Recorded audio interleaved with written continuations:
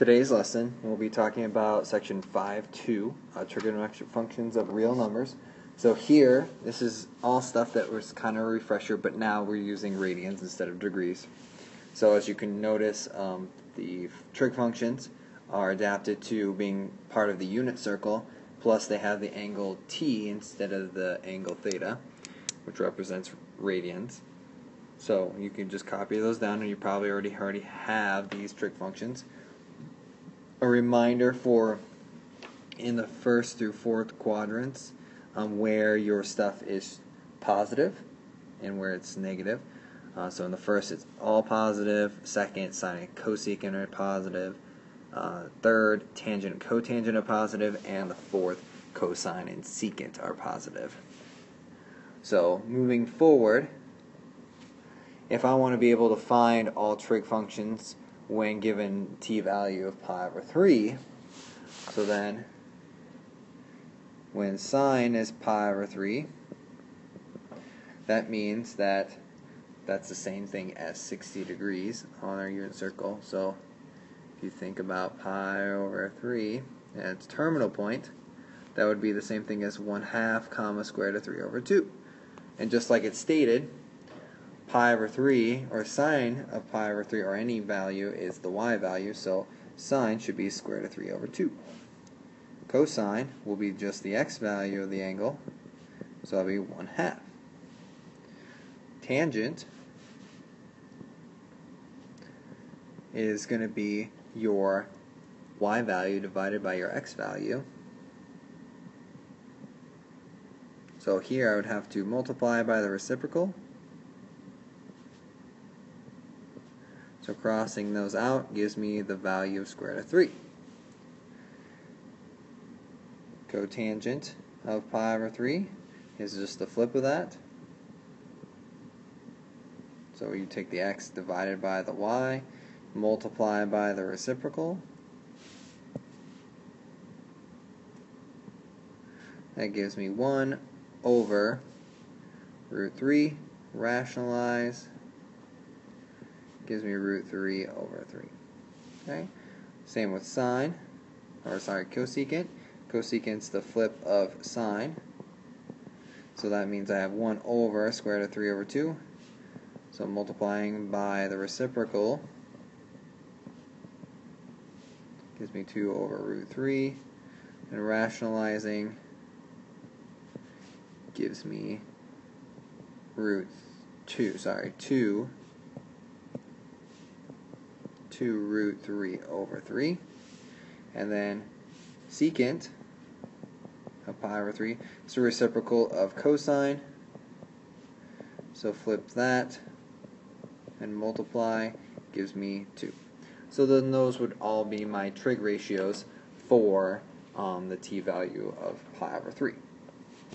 Next, I want to be able to evaluate the following. Now remember that these are in radians.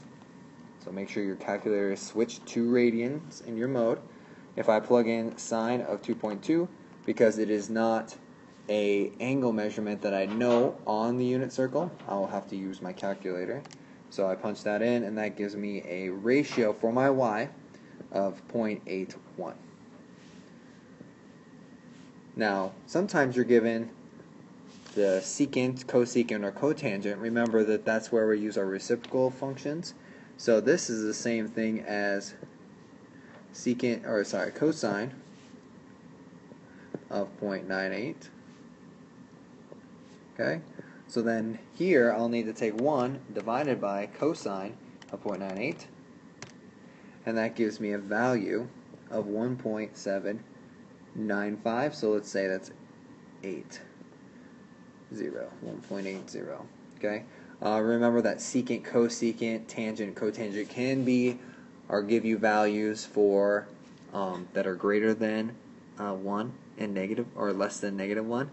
But sine and cosine will give you values in between 1 and -1. Remember those domain and ranges that we've already talked about with our inverses. So here, another concept that they want to give you is the thought of an even and odd functions. We talked about this in chapter 2 when we were talking about functions being odd or even. For a function to be odd, when you plugged in a negative value for x, every sign in the function changed to the opposite sign, which made it odd. If it was even, then plugging in a negative value for x made all the signs stay exactly the same, so nothing changed. And then there was the neither case where some of them change but some don't. So here, if something's even for for our trig functions, it's the same property. So when I plug in a negative value for, let's say, sine, and if you think about the unit circle, okay, so let's say a negative value for a sine. So if I take a negative angle, let's say negative pi over 4 for that, then it's down below the x-axis, so it's a negative value. But that would be the same thing as saying going to the pi value, or pi over 4, that's in the top, but then making your sine function negative. So just like it did for odd functions in chapter 2, the negative just comes outside and is tacked on to your value. So let's say we're talking about this angle of negative pi over 4. So sine of negative pi over 4 is negative square root of 2 over 2. At pi over 4, sine is square root of 2 over 2. So if you multiply that by a negative 1, that gives you negative square root of 2 over 2. So it gives you the same value as what we would have if we were in the fourth quadrant with negative pi over 4. Okay? The same thing holds true for cosecant, because they are reciprocals of each other. So those are both odd functions. And then tangent and cotangent do the same thing.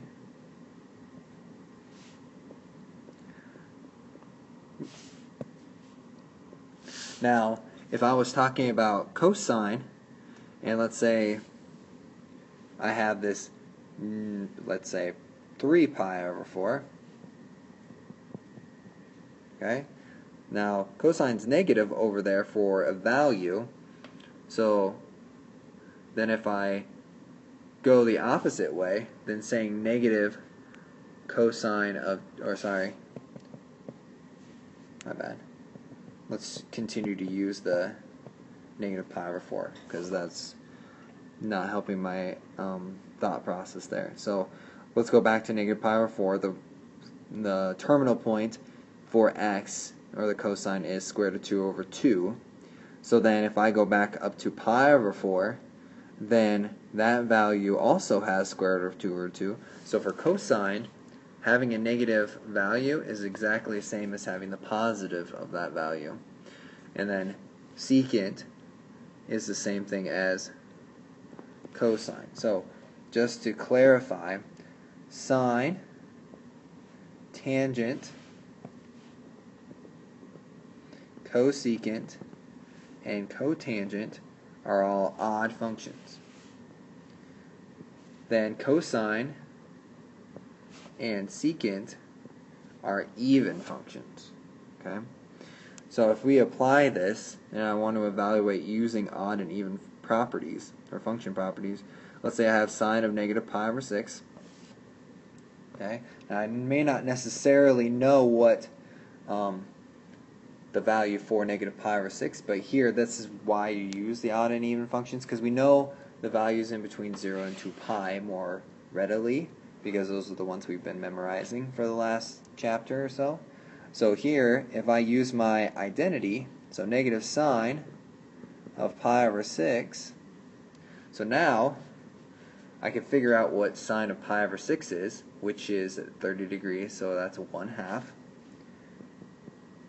And then plug the 1/2 in, so that means that sine at negative pi over 6 is the same thing as saying negative sine of pi over 6, which is the same thing as negative 1/2. Okay? Now cosine of negative pi over 4, that's the same thing based on our properties, because it's even, is the same thing as pi over 4. So then I go to cosine of pi over 4, and that tells me that it's square root of 2 over 2. Okay? So remember, this one is even, so I got rid of the negative. This one is odd, and the negative moves out front. Okay? That's it. Have fun.